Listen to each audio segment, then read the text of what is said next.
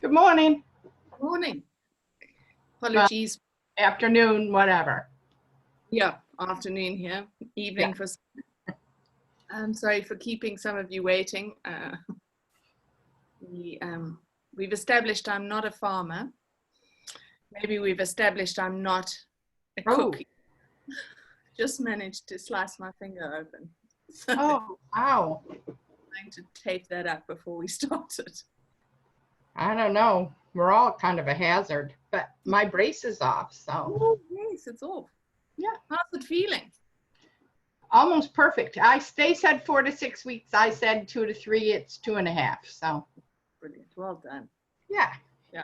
I'm going to make sure my finger's sorted by tomorrow. This is not a. This is Tomorrow it is. not useful. It's my right hand. I know that's what I had too. Yeah. Lesson in being present and grounded and not rushing. Anyway, it'll be fun. Okay. We just got a few more people, just letting them all in. Nice to see the usual faces. Hope you've all had a good week.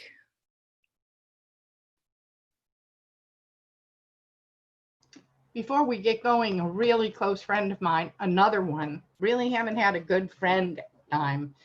He's the priest who's our college minister, but a good friend of mine. Long story, had surgery, didn't go well.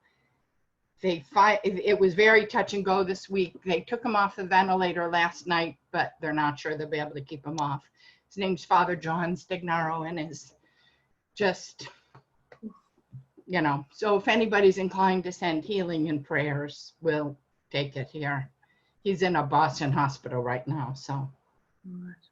Well, we can definitely focus some good vibes his way. Yeah, it seems to have been that kind of time. There are a lot of people that are, in that in-between phase, which, and choosing which way we're going to go, which way they're going to go. And I think it's also indicative of where we are, living in one reality and moving into a new reality.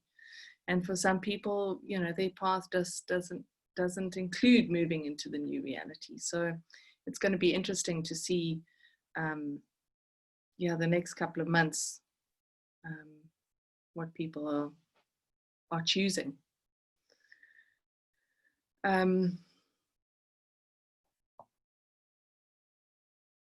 So hence rushing around bandaging my finger. I didn't have as much quiet time as I usually have to settle into today's session. But it's interesting. I've had I don't know, it feels like the day's been a little bit rushed the whole day. I feel like I've been rushing from one thing to another. And as I was getting into my car earlier this afternoon, there was a blue crane that kind of walked past on the road. I thought, I must definitely go and have a look what the blue crane meaning is. So I went and looked it up, and the part I like and took from it was do what you love and expect, I can't remember the wording, but expect good things to flow from that. So I took that one, but the message before that one was make sure to be grounded, which is probably the message for me, hence the finger. Anyway, so I think today is going to be no volume today. Okay. Someone can't hear. And someone else saw a blue crane yesterday. Yeah, they're beautiful. Let's hope. There, good. Okay. Now you figured it out. Good. Okay, so we've got some volume there.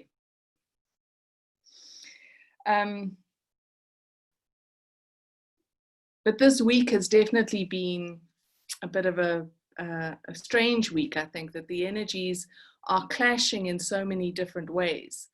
There seem to have been days that felt like they were months long, and then there were days that were fast and kind of furious. And it's interesting, the impact of the closing of the Lions Gate and what that has had. And then this week as well, we've also, I think it was on Tuesday or Wednesday, we had a solar flare, so activity in the sun, which we haven't had for a while, and that always gets things going again.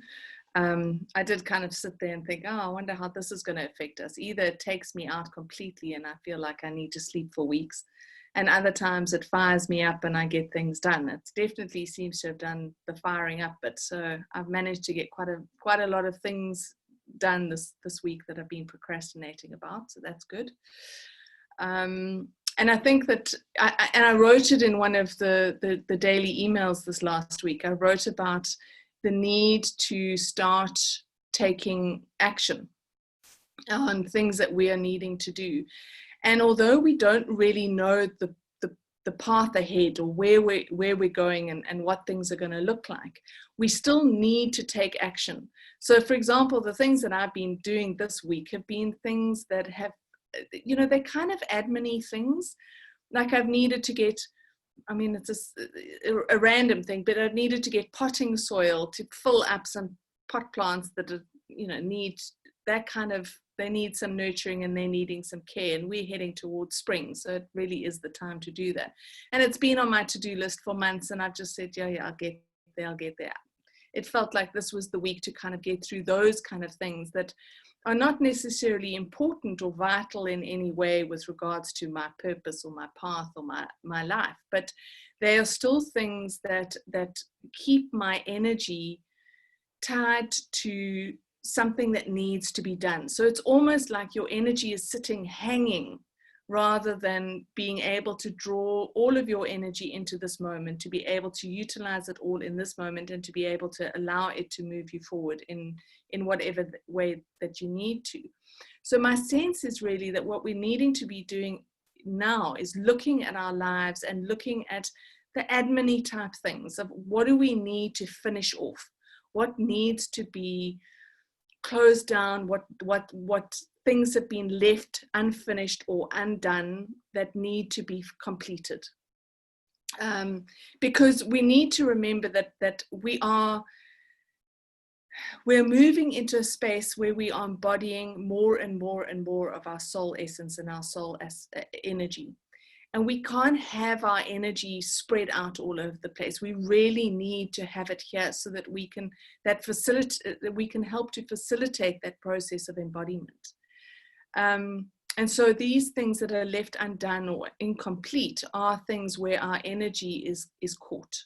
So we're needing to free our energy up.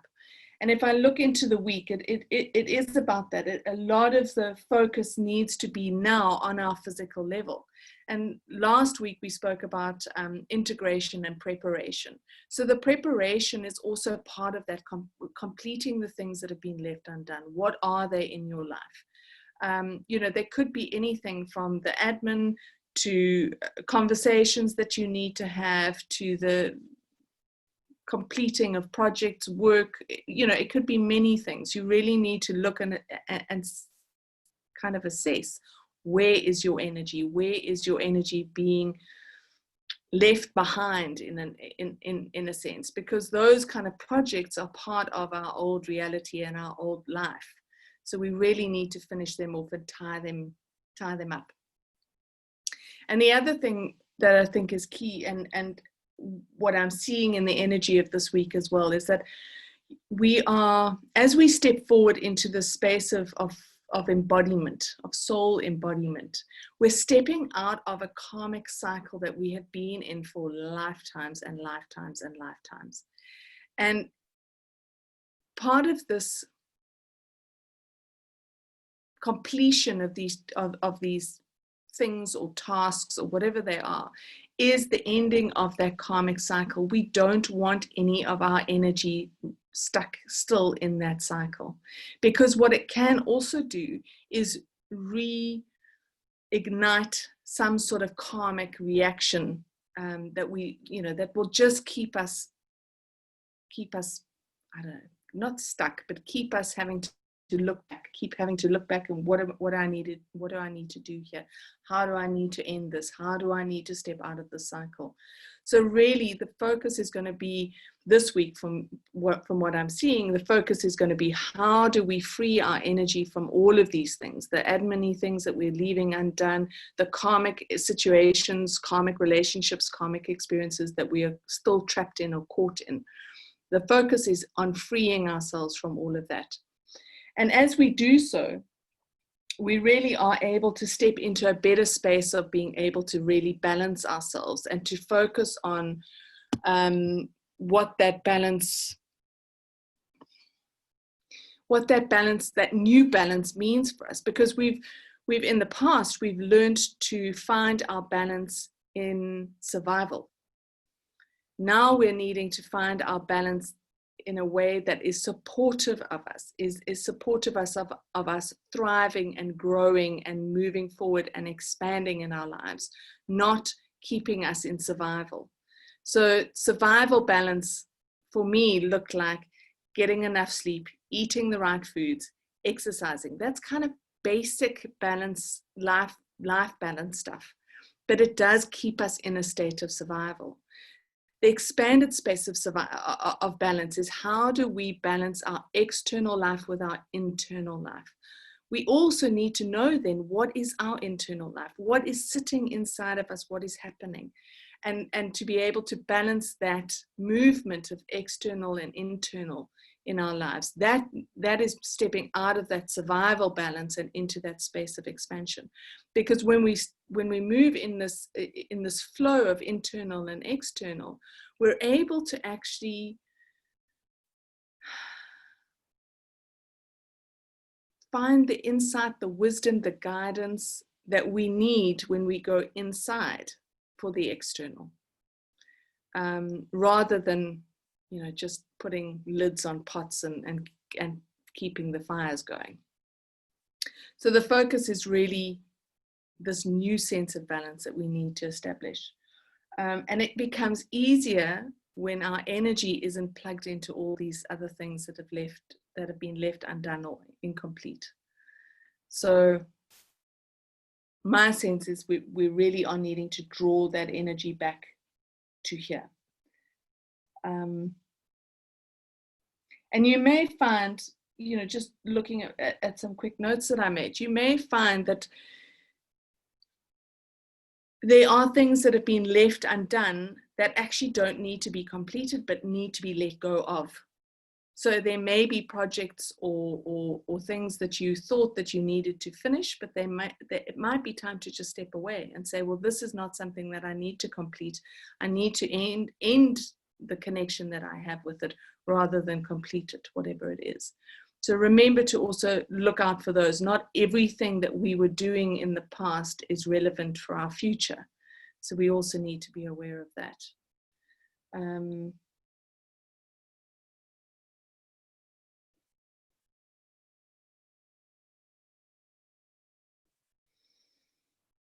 the other interesting thing, which I'm finding interesting, is because for so long in our webinars, we've been talking about how there's this need for us to connect to our inner feminine energy. There's this need to connect to that divine feminine, to awaken that energy within ourselves. And what I'm seeing now is this kind of movement that is bringing the masculine forward and allowing the masculine energy a space and a time as well. And that, part of that masculine energy is the doing of things, the doing of our lives. So it could be that this is the energy that needs to be freed up in order for us to be able to harness all of ourselves. So all the energy, the feminine, the masculine, the soul, the physical, all of that needs to be harnessed and used. But we need to free up the masculine in order to do that. Because the masculine energy is the part of us that is probably caught up in the things that still need to be done. And we need to bring him in We need to bring him into our day-to-day lives. We need to bring him into this movement of internal and external expansion. The internal is the feminine. The internal is moving inside to vision, to gain insight, to gain healing. The external is what we do with that information or that insight or that healing. And that is the masculine energy. So there is this, it's like a movement. I just feel there's a deep movement that is happening, and the masculine is coming forward. And of course, because we've been focused so much on the feminine, the masculine has some, I suppose, I want to say some growing to do, because it hasn't quite moved to a space where it matches the level of where our feminine energy is. So that's what we're going to be focusing on in the next few months, or next few weeks at least, is this growth of the masculine. And of course, it needs to be a masculine energy that is more balanced, more aligned with the divine or the sacred masculine, rather than the masculine force of energy that we've worked with in the past, because that is collapsing. That old patriarchal aspect of the masculine is definitely leaving us, thankfully. And and it's interesting, because I've had a couple of conversations this last week particularly, about how obvious it is becoming, the patriarchal structures of our world and the patriarchal ways of operating, whether that's a man or a woman that's utilizing those. It's really becoming obvious. You can really start to see them, and that we're really starting to see the imbalance in that, and how actually it's not okay anymore. So that's a good sign as well, because as we see that in the world around us and in the people around us, so that we can actually start to acknowledge that within ourselves and change that, and let go of those old structures and those old ways of being and working in the world as well. For those of us that work and run businesses and that sort of thing, we're needing to really look at how do we do that, because that is utilizing our masculine energy. And we need to be very, very aware that on that level, where are we putting our energy? How are we putting our energy into our work, into the world? And what is sitting behind it? How aligned are we with the tasks that we are doing? How aligned is our soul with the tasks that we are doing?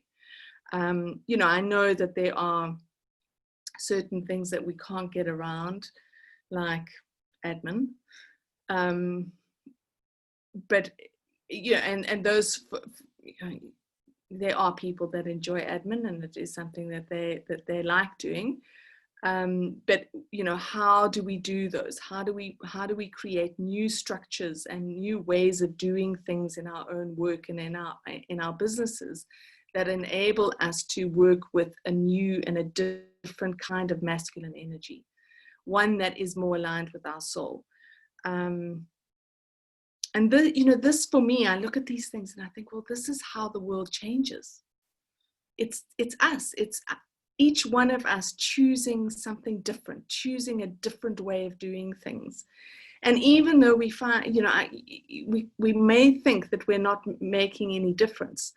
I decide that I'm going to buy my groceries, because I can't grow them, buy my groceries from a small grocer who is, or order my veggie boxes from an organic farm that needs the business, rather than a big corporation.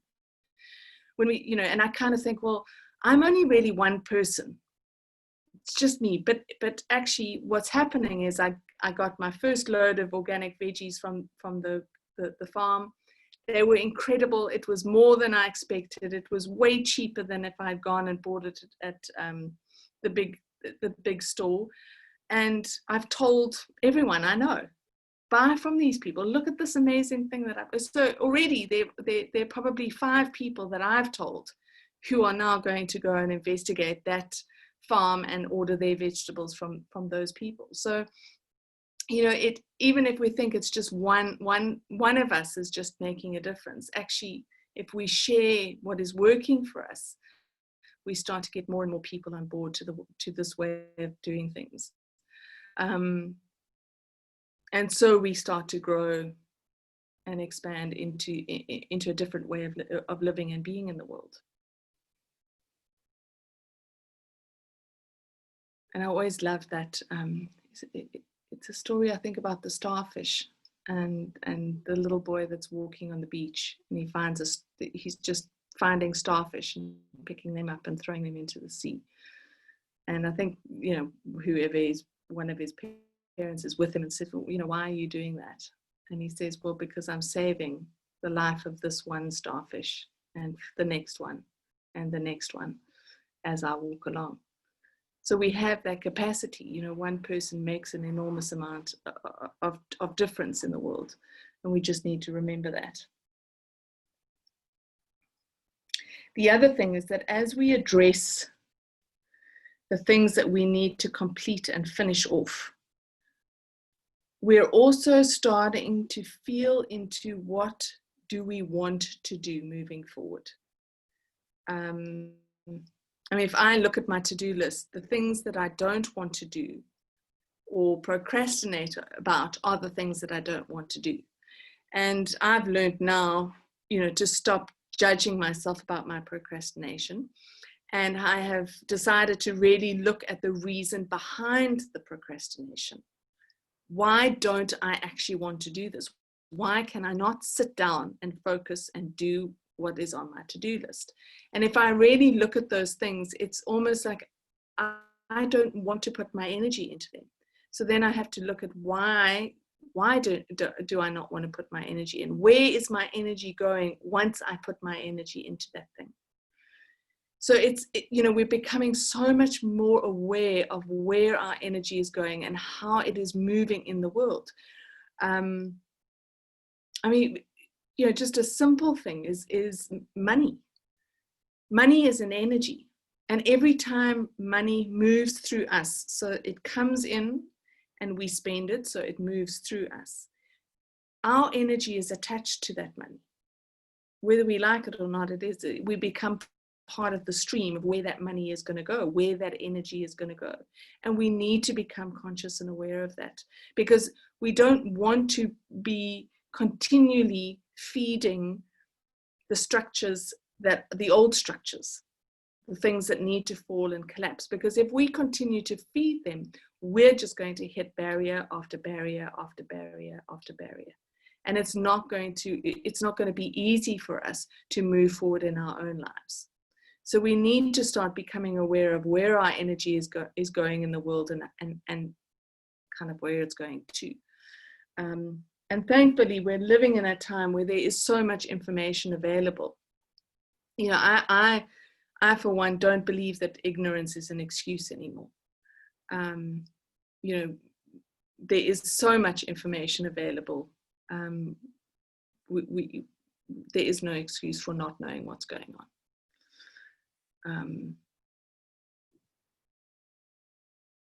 Anyone else got anything to share, or any questions around anything I've said before I move on?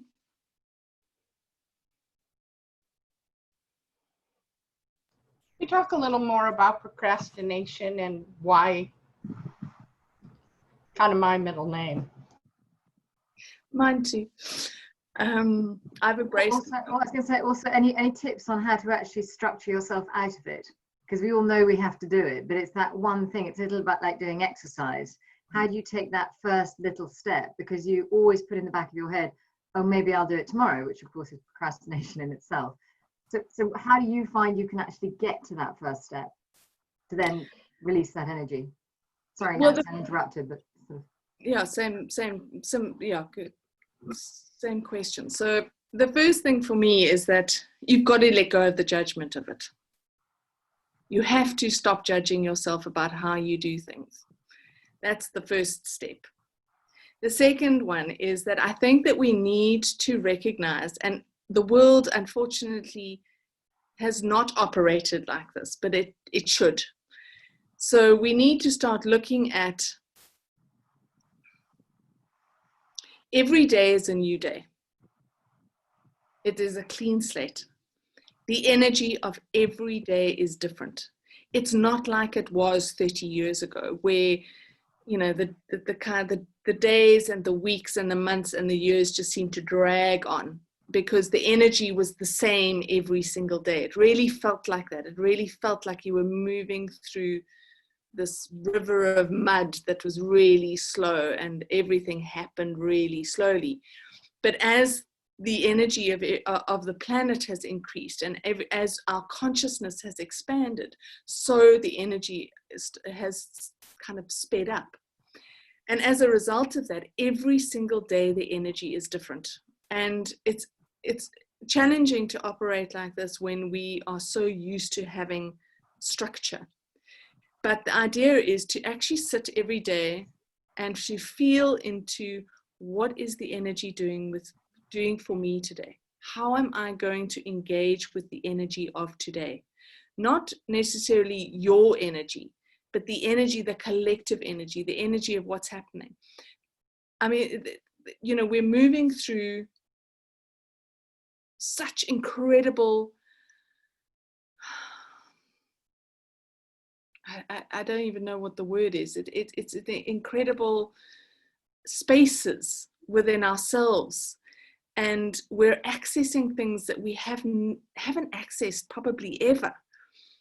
And as a result of that, there are going to be days where we literally can't do anything except stare at the wall, because there's something happening on another level that we are not actually aware of. And when you fight that, and I've done it myself, you know, there are those days where I think, I haven't got time to be tired. I haven't got time to not be able to do things. I need my head to be in the game. And that doesn't work anymore, because actually all that happens is I get frustrated, I get anxious, I hurt myself, I have car accidents. I've probably had way more car accidents than any of you put together. You know, those are the kind of dramatic things that happen when I try and force the energy to function in the way that I need it to function, because I've got stuff that I need to get done. And so I've had to learn to actually move slowly into my day, move slowly into the world, and to be able to be conscious of the steps that I'm taking. So what has helped me in the last few years is doing the daily emails, because I wake up, that's how I wake up in the day. I get up, make myself a cup of tea, and I grab my computer and jump back into bed, and I feel, okay, what is today? What is the message for today? What's going on? And a lot of the times I've woken up in a bit of there's stuff going on, and I think, what the hell's happening today? And then I sit and I write the email, and I look at it afterwards, and I think, oh, there you go. Now I can relax. Now I know that, you know, it's not me, it's the energies. So, you know, to start your day in a different way, to be able to feel into it, because you will find that on some days, you're not going to be able to sit down and do what you need to do. And then on other days, you're going to be able to sit down and you're going to get through that to-do list in 2 hours, and it's done and dusted, and you've still got the whole day left to do other stuff. But when we try and force ourselves to work in a particular structure, that's when we hit the walls, and the procrastination kind of gets worse. So that's the one part of it. I hope that's kind of answered some of the question. The other part of it is to really look at what is the procrastination about. Because when we are on a healing journey, and we're all on a healing journey for the whole of our lives, when we are on that healing journey, there are certain processes and steps that happen. The first step is kind of the realizing, actually, there's a wound here and there's something that needs to be healed in me. Then it's delving into, what is it? Then it's looking at it and saying, oh, now what do I do with this? And that's generally when the procrastination starts, because actually you don't know what to do with it. So the procrastination is happening because there's a part of you that is trying to work out what is the next step. What do I do with this? How do I actually, A, let it go, B, process it, or C, integrate it? So there are these steps. So this is where you have to look at what are the things that you're procrastinating about and what is the purpose for the procrastination. I mean, I actually, Anita, I hope you don't mind, but I'd like to ask you to engage with this conversation with me, because Anita's involved in a number of projects, and she has, that are taking quite a long time to complete. And there are times where she's felt like she's wasted time or she's taking too long. But actually, the reason for that time or that procrastination has been because there are things that she still needs to understand, or things that she still needs to grasp, or things that she hasn't seen quite clearly yet. That the procrastination is necessary because it gives space for that to then happen, for that understanding, that deeper understanding to emerge. And then she has sat there and said, I now understand why it's taken so long, because if I had done it then, I wouldn't have understood what it is now. So, you know, that's the other level of the procrastination. Yeah, I mean, definitely. What I was thinking about that the other day, and especially with the big project, you know what it is, the biggest project. The level of, it's almost like the person I am. There's so much more to me now of my real self than whatever, a year ago, 8 months ago, 6 months ago, 3 months ago. It's all the work that happens in the background, not only in the background, but in my meditations, in the energy stuff that I do. The project would never be what it is if it wasn't for those things. But that said, I still do get very frustrated with myself. I do. And it's hard because I am at heart a structured person. So just the other day, I thought to myself, it's weird because that used to really work for me. My structure was amazing. 10 years ago, I used to work like clockwork, like absolute clockwork. And I'd get everything done I wanted to get done pretty much every day with that same rhythm. That it was like clockwork. And I just thought to myself the other day, it just doesn't work for me anymore. And it frustrates me, but I've got to start accepting it. I think that's the key. I've got to stop judging myself, accepting that kind of way of working no longer works for me. And it was a very masculine way. And it was the slave driver way. And yeah, it got me results then, but unfortunately it doesn't do that anymore. Well, fortunately, I suppose. Yeah. So. And yeah. I think it's also important to observe that, that old structured way of working is no longer relevant. We can't operate like that anymore. We don't have the time in the sense that how time operated in the past and how time is operating now. Our levels of awareness and our level of consciousness is moving so quickly that we are able to actually do more now than we were then. Yeah, absolutely. And also what I find is, but also the truth of the matter is, I am fitting in so much more energetic work and meditational work. You can't even compare my life then to what it is now. So I could never have fitted all that in then and still done what I was doing. Never. You know what I'm saying? So yeah, that also is a thing. And it's key. That work is key. Anyway. And also that movement of, as I spoke about earlier, that internal process and the external process, we have to allow for the internal. And if we look at how we have been brought up in this Western culture and this Western world, is to, is the external is everything. What we achieve externally is everything. Whereas that's not so important anymore. What we achieve within ourselves is far more important. Exactly. I like this one. Jennifer's just shared something. There is a wonderful phrase one sometimes hears in various spiritual traditions. In the fullness of time, meaning that realizing progress will unfold, does unfold just as it should. Exactly. And then Fiona, I've always been a slave to the day and overworked, now trying to make the day work for me and fit in other life activities. Exactly. Because also we're seeing that it's imbalanced if we're just working. I mean, for me, I'm quietly laughing at myself with that because I find I'm working all the time. But I love my work, and at the same time, I'm still able to do all the other things that I'm able to do if I don't rush them. And then Jennifer's also shared something else about our call to balance inner and outer realities, to balance the ways in which we spend our inner and outer energies. Does this mirror what Gaia, Mother Earth, is doing to heal herself? That reminds me of something I said I would mention last week, which was the Earth's own process that she's going through right now, or has been going through.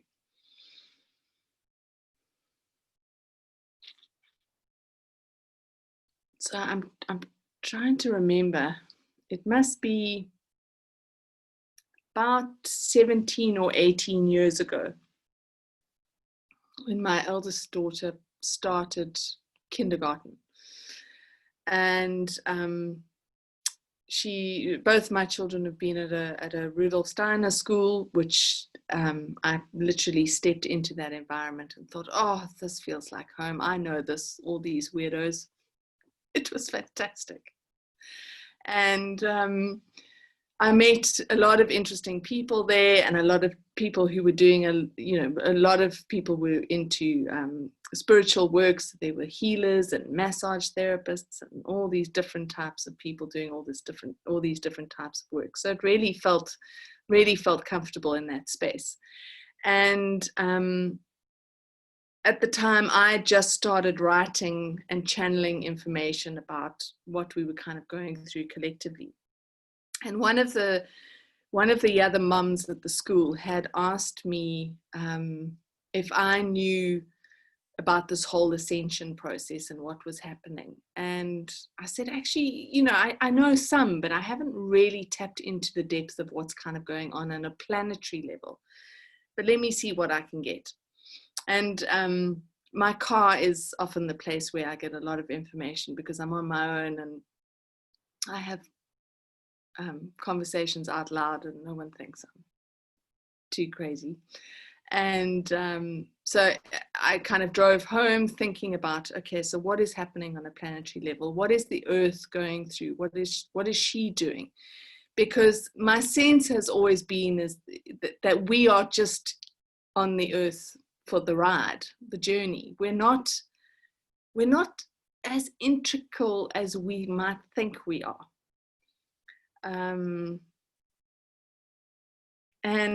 I was shown that there was a massive shift in the universe, and now I know a little bit more about planetary shifts. I understand that the shift probably happened 13,000 years ago, and there was a shift in the universe where if you look at the planets as they rotate around the sun, they're all kind of higgledy-piggledy around the sun. They're not in a straight line. And what I was shown is that the Earth was actually the center point of our universe. And she existed in the center, and all the other planets were in a line on either side of her. And that is how the kind of structure of our universe operated. And then for whatever reason, and I've never really understood what happened because there's so much information around it and I haven't been able to get this, it's a big story. And I think part of it is tied into the Adam and Eve story and part of it is tied into some other stuff. But there was something that happened and the Earth actually dropped. And as she dropped, she kind of took all the other planets with her. So she dropped in vibration.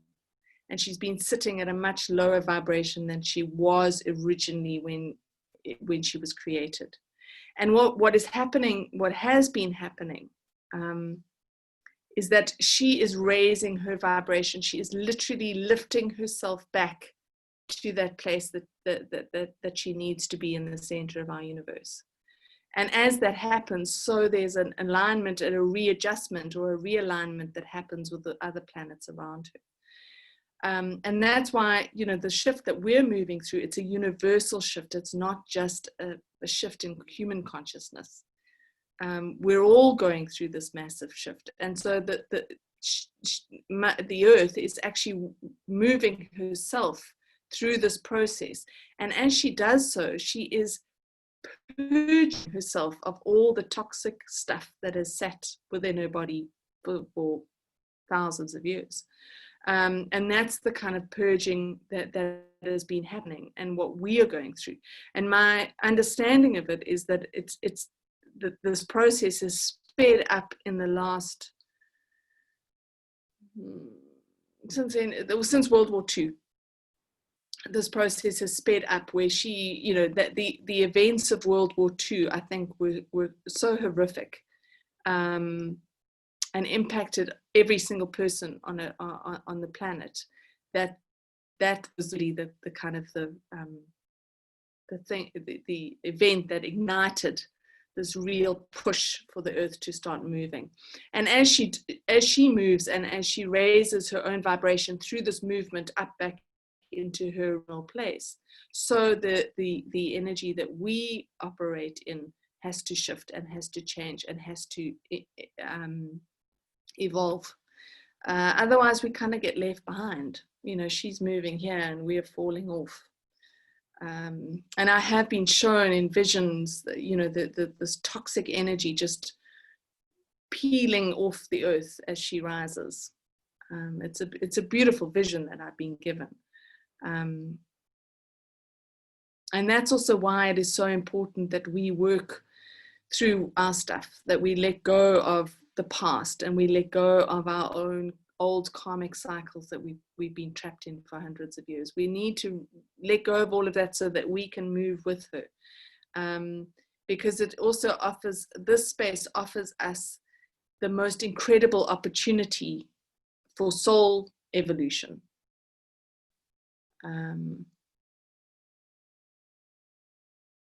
So Jennifer's asked, are there portals on the earth to these higher vibrations like Lemuria? I think that there are. I think that there are significant points on the planet where we've had access to higher vibrational energies. I think that those are also changing and those are also evolving.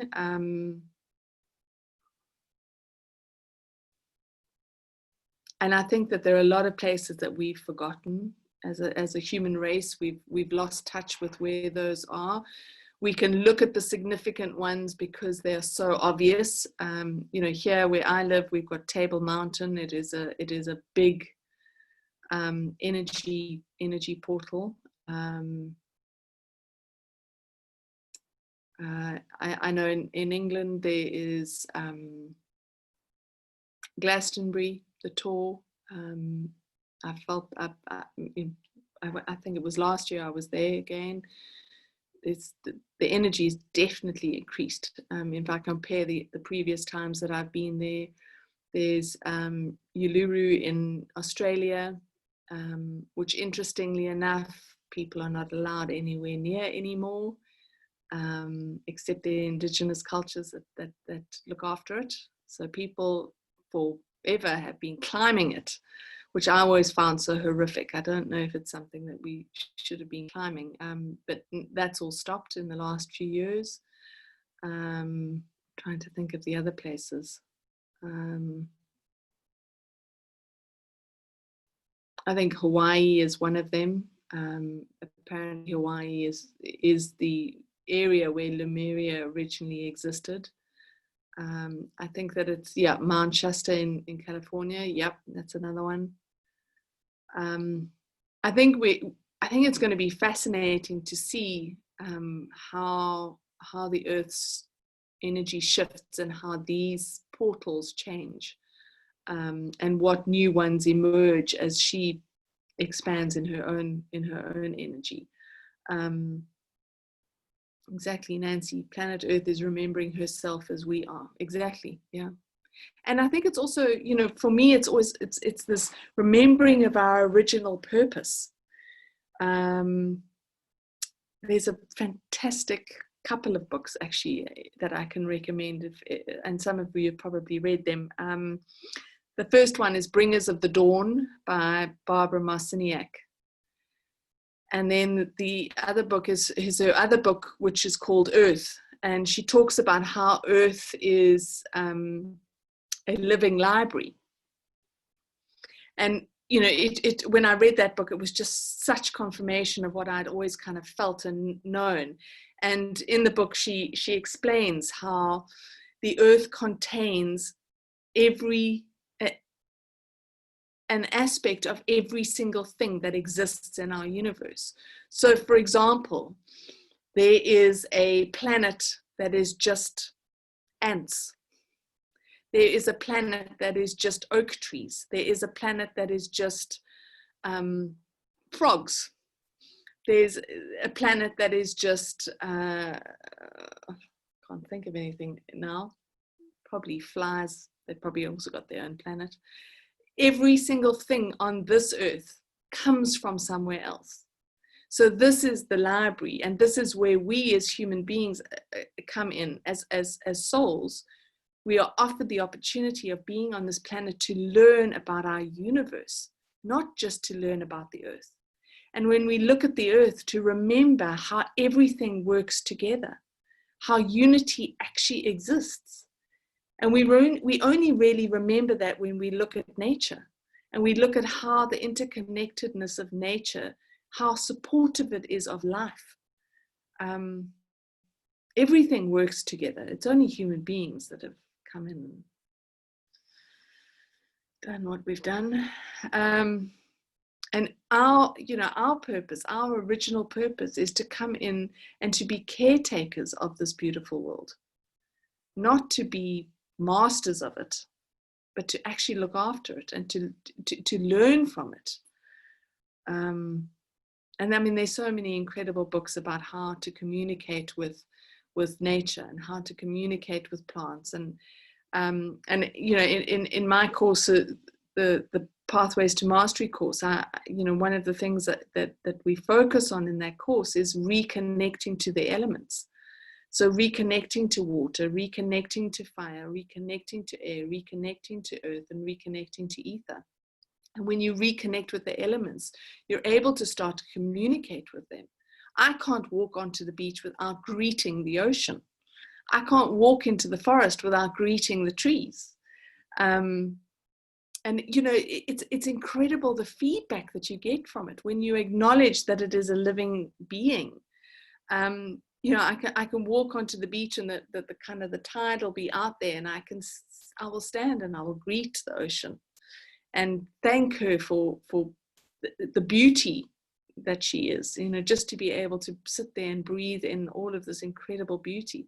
And the wave will come and it's like she's greeting me back. Yeah, and it's those kind of things that we need to get back in touch with. And then Anita, reconnecting to the elements has completely changed my life in the best possible way. I think it's essential, really. And if we look at how do we rebuild our lives in a different way? How do we start operating in the world in a different way? We just have to look at nature. How does nature do it? I was looking at a friend as a photographer here in Cape Town, and she takes the most incredible pictures of the plants, the indigenous plants that we have here. And she was showing me a whole lot that she took last week. And I mean, some of them you can't believe the perfect patterns on these flowers. You know, we kind of see them and we think, yeah, those are beautiful, but she takes pictures of the insides of them, you know, so that you can actually see how incredible they are.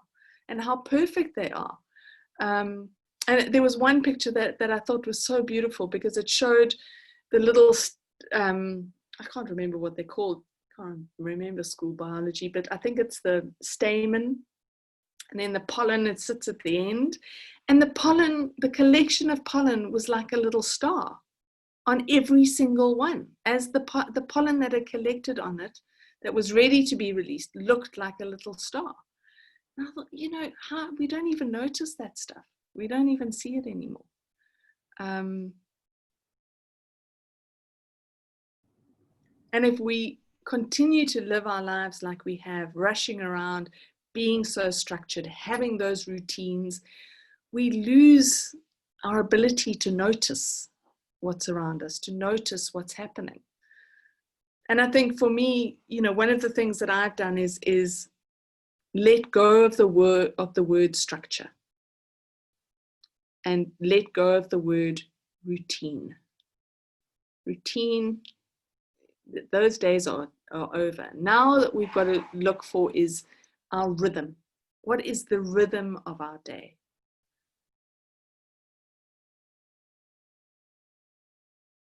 We know that in our day, we need to eat, we need to exercise, and we need to sleep. But they don't have to happen at the same time every single day. We know that we have to get up and we've got certain things that we need to do, but there are going to be some days where we can bound out of bed at 6 o'clock in the morning. Some mad people do it at 4 and get going. And there are other days where we just can't. You know, getting out of bed at 6 is just not going to happen today. I can get out of bed at 8 or 9. But it does mean that, you know, I maybe stay up a little bit longer because I've got, you know, my day started later. But it's about finding our rhythm. And I think in these times, our rhythm is quite different every day because we kind of don't know what it is. We've lost touch with that part of ourselves. But I think that the more we allow ourselves to feel into that rhythm, to feel into how am I going to be today? How is my day going to unfold for me from an energetic perspective? The more we do that, the more we will find again our natural rhythm for doing things. And it may be completely opposite to what our structure has been for so long, or our routine has been for so long. And I think in so many ways, lockdown has been fantastic as it's offered everyone that opportunity to kind of recalibrate, to be able to go, what is my, you know, I don't have to get up to go to work. I don't have to get up to go take the children to school. So when does my body naturally want to wake up? It's definitely not 6 o'clock in the morning for me. But sometimes I will get up at 5. Very rarely, but sometimes it happens. And we you know, we've got to feel into those rhythms again. And there are going to be days, I mean, I'm sure all of you have had it. You know, there are days where you're absolutely starving. You feel like you can't actually get enough food in because, you know, you're so hungry. And then there are days where you don't eat at all. And, you know, we need to, that's also part of the rhythm. You know, for whatever reason, you're needing more fuel that day. But this idea that we need to eat 3 meals a day and just doesn't really work. I mean, my children ruined a lot of things for me with regards to living life in that way. I used to be very structured and very strict about my time, and then I had these 2 children and they did not care at all. You know, the one loves breakfast, the other one hates breakfast. The one's wanted to be a vegetarian, the other one loves meat and potatoes. So I had to learn that, you know, people are different and we have different needs and we have different things that actually feed us. I mean, not just food wise, but you know, in every other way. Jennifer's just written, connecting with the energies, connecting with our rhythm. Sounds lovely. Feels so right and doable. Good. I'm glad it feels doable. And, you know, the thing is that all we can do is try. At the moment, we can, and give it a go this week. Just start your day slowly. If you have to get up at a particular time, try and get up a little bit, 15 minutes early sometimes can make a huge difference. And allow yourself to feel into your day. Do things slowly. Start the day slowly. And I was always, when my children were little, thank God none of you, well, some of you might have met them, but they've got some hysterical stories about me as a mother. But I don't like getting up at the crack of dawn, and we needed to leave the house by 7:30 every morning to get them to school on time. So I literally used to set my alarm at 7 o'clock. By 7:30, I had myself dressed, 2 children dressed, breakfast done, and we were in the car on the way to school. And I look back at it now and I think, I actually don't know how I did that. I mean, that was mad. Half an hour, 3 people. Crazy stuff. And the stress that we put ourselves under trying to fit into this structured day, it's exhausting. And it's definitely not helping us to tap into that internal space that exists within us. And I'm not saying that you need to start your day meditating. That is, there are people that do it and it works for them, and that's brilliant. But it doesn't work for everyone. And I think, again, you've got to find your rhythm of like, when is the time where you can sit and be with yourself? Starting your day with that feeling of like, where am I today? Kind of what's going on? Sometimes we processing things, we're dealing with stuff. Things are happening in our lives that are making us anxious or sad or fearful. And we need to give ourselves a moment just to go, okay, that's where I am today. This judgment that we have around what we are feeling, how we are doing, it's just not helpful.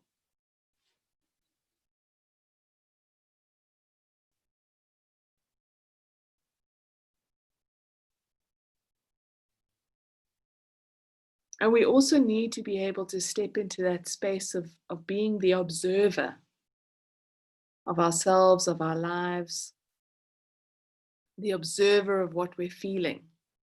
And if we don't give ourselves time to do that, we can't feel into that space of being the observer. Then we go into processing the emotions and feeling the stuff when actually sometimes we don't need to. Sometimes all we need to do is acknowledge, today I'm feeling sad, and that's okay. I don't need to know why. I don't need to figure it out. It's coming up. Feel it. Let it go. But if we don't do that, it's like we're collecting the sack of all the stuff that we're not allowing ourselves to feel. And eventually that sack gets really, really heavy. And that's where we become ill and depleted, and we lose enthusiasm for our lives.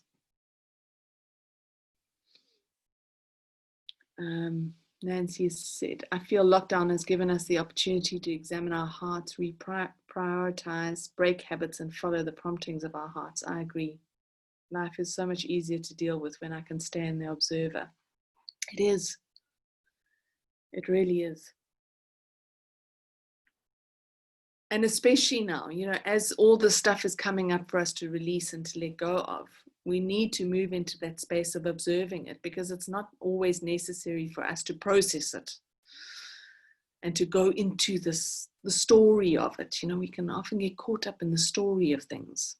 We need to let go of that need as well.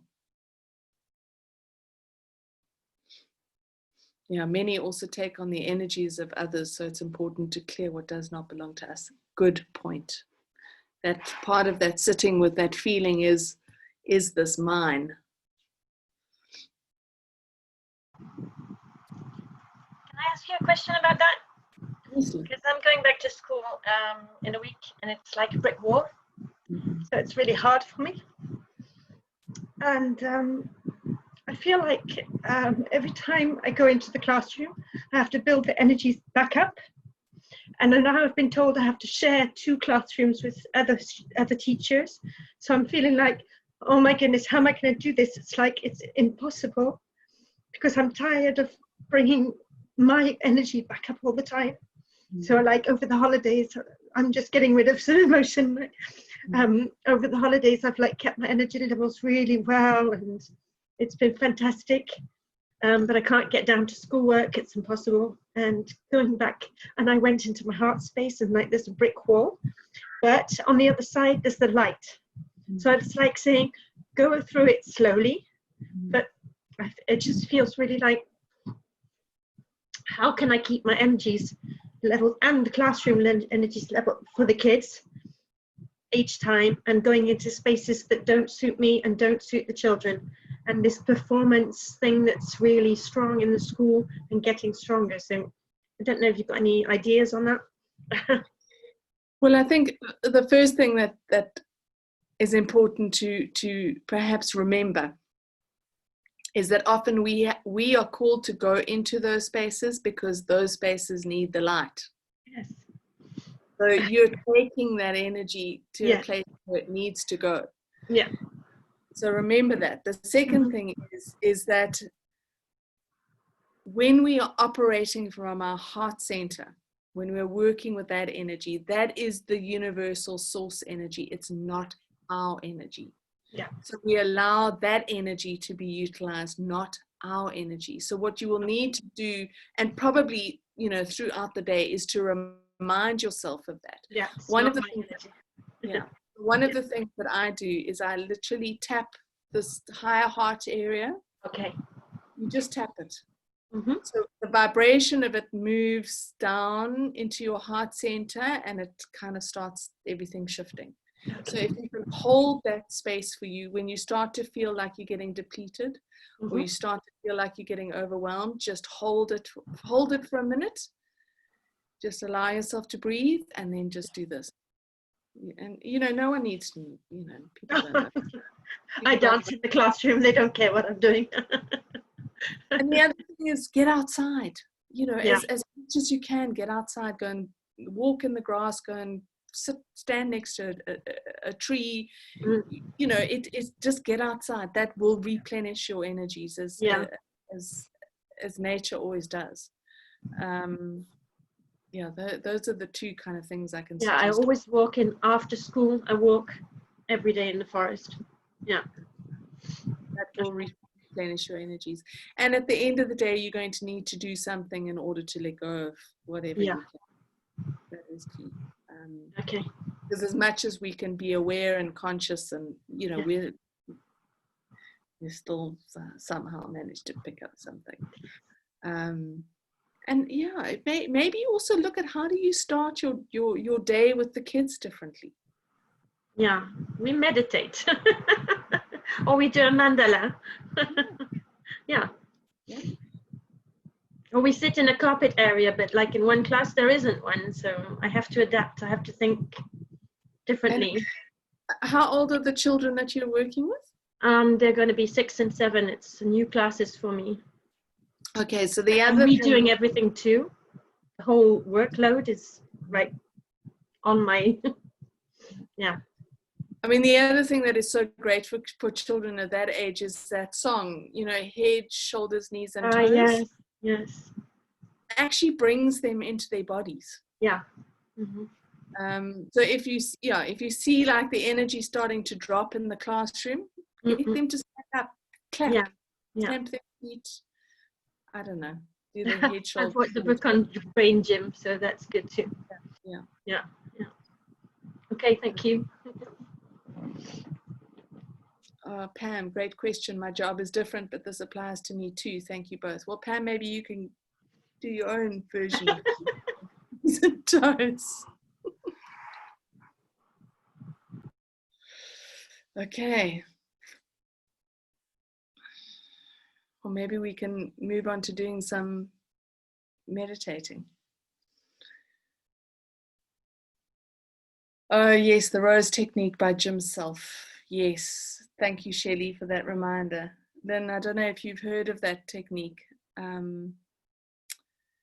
I can't remember the whole of it, but it definitely is holding your body at the end. When I remember, I often do it when I'm going to sleep, and I just allow myself to hold it particular, so holding around my chest area, just allowing myself to let go, acknowledging that I've taken stuff on. Also your stomach. You know, often we can pick up weight because we're holding on to other people's stuff. So yeah, stomach, your hips, your top of your thighs, just hold onto those areas, and you know, your arms as well. Like just recognizing that your body's taken stuff on and it's okay. You can let it go.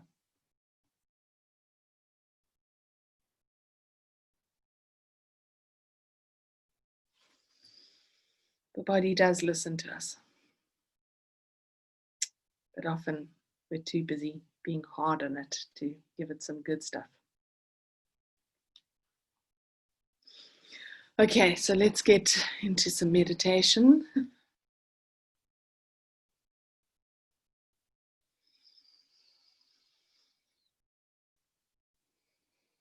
So find a comfortable spot, get comfy where you are.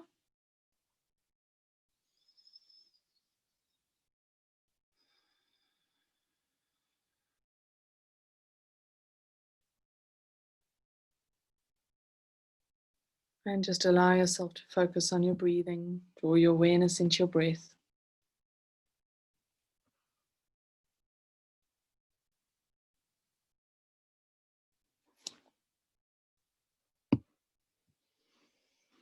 And just take a couple of deep breaths.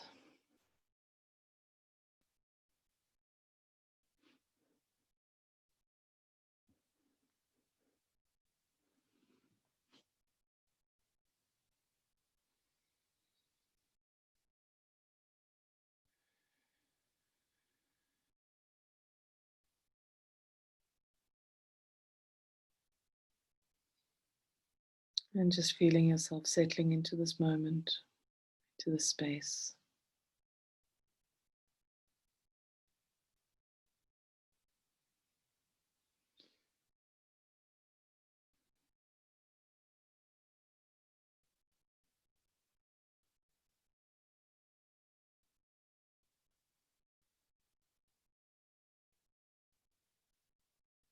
And focusing your awareness on your root chakra, the base of your spine. Just using that point as a grounding point for you in this time. So just dropping your awareness to the base of your spine and becoming aware of that space.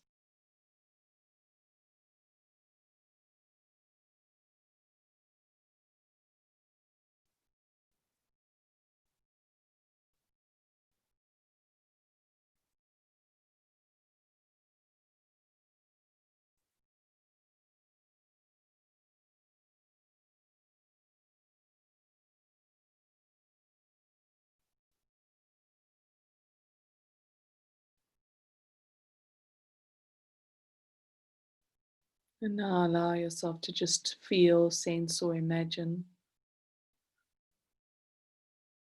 the energy beginning to move up from the base of your spine. Feel it moving up your spine.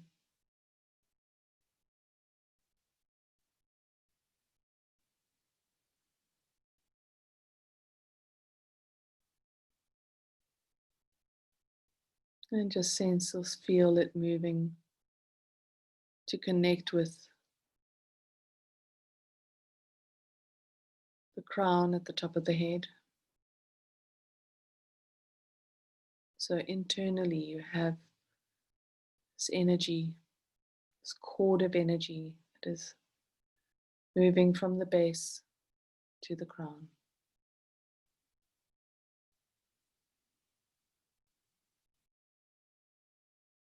And just allow this cord of energy to stabilize you, stabilize your energy. And just allow yourself to be reorientated or realigned around this cord of energy.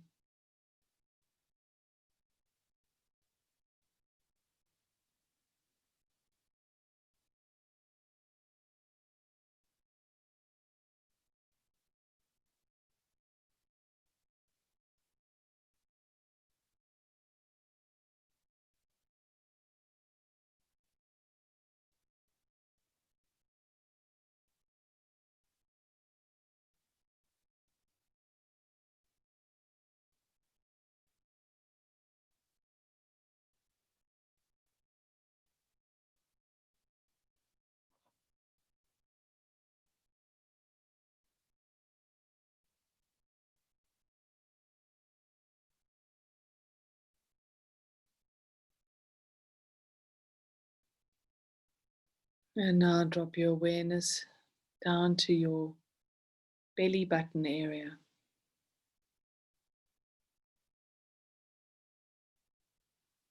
You may even want to place your right hand over that area and just allow yourself to breathe into it. It's a power point in your energy. So allow yourself to feel into that power point.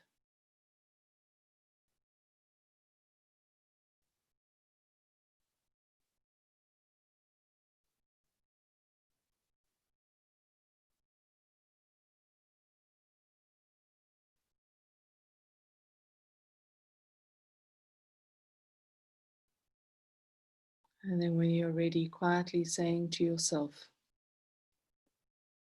I draw and I call back to myself all my energies that I have willingly or inadvertently given away.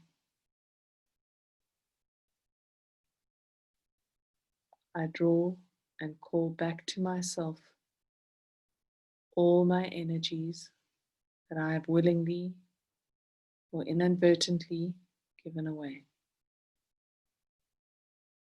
So just allow yourself to feel your energy coming back. You don't need to know where it's been. Just allow it to come back to you.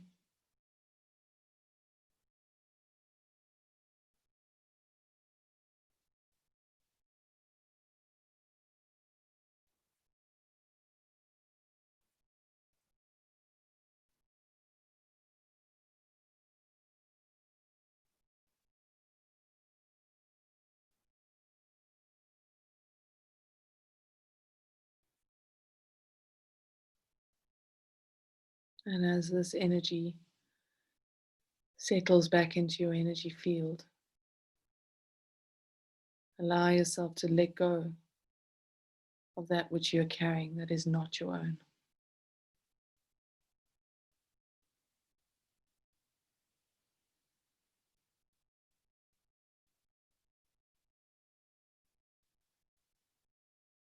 So you might feel quite a bit of movement in your energy field as this happens, as you've got energies coming in and energies leaving.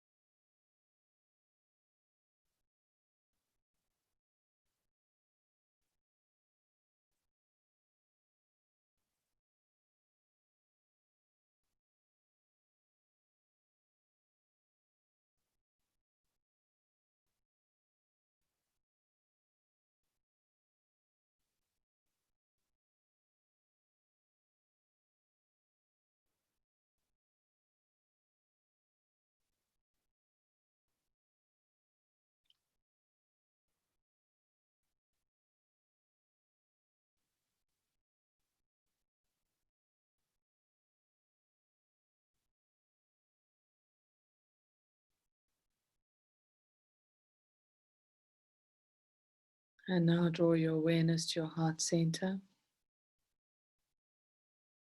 and just allow yourself to connect to the energy of your heart center. It's divine universal source energy.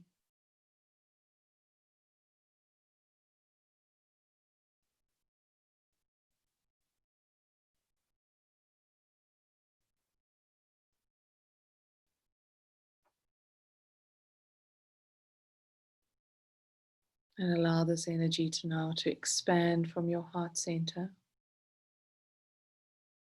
and to completely surround you.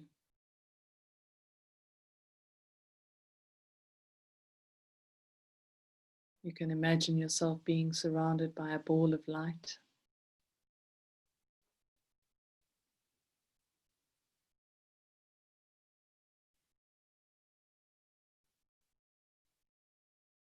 And allow this ball of light to become a container for your energy and a boundary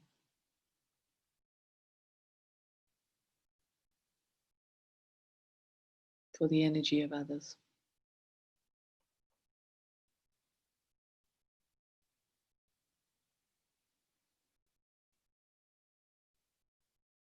And just feel yourself relaxing into that energy. As it is source energy, allow it to filter through your energy field and into the different bodies, or physical, or emotional, or mental, or spiritual bodies. And allow this divine source energy to cleanse and to clear these bodies and to bring them into a space of alignment and balance.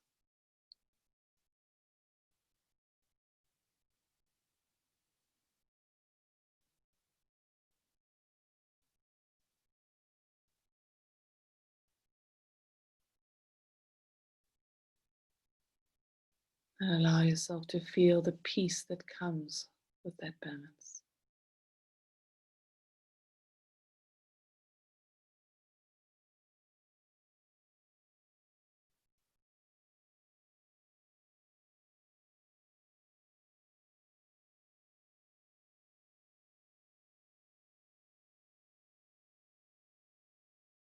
And in this space of peace,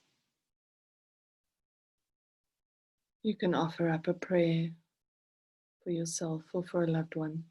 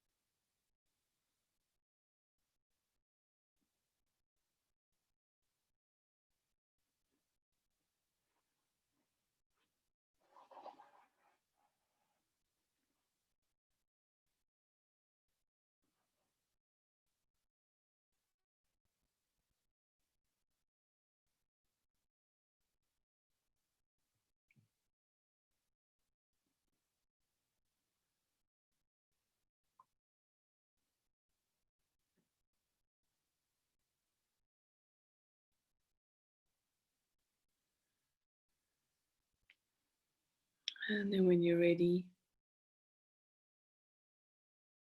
just drawing your awareness back into this time and into the space that we've created, maintaining that peace that you've connected with.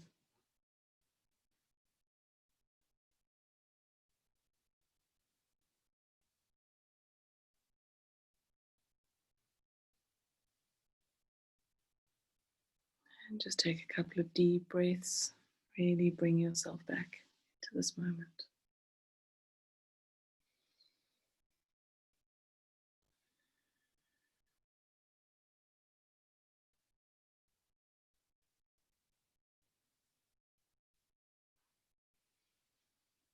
And move your fingers and your toes. And open your eyes when you're ready.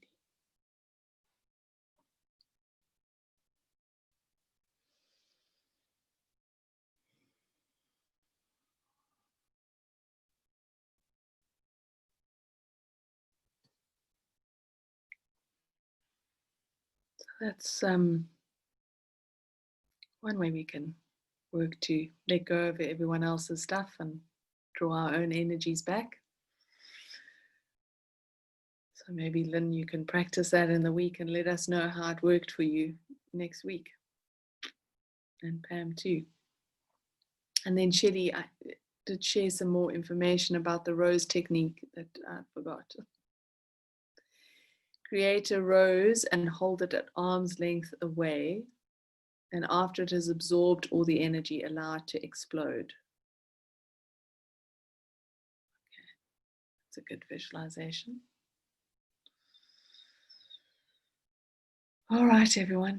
Well, I hope you have a good, slow, rhythmic week. Good luck with the hand, Nancy.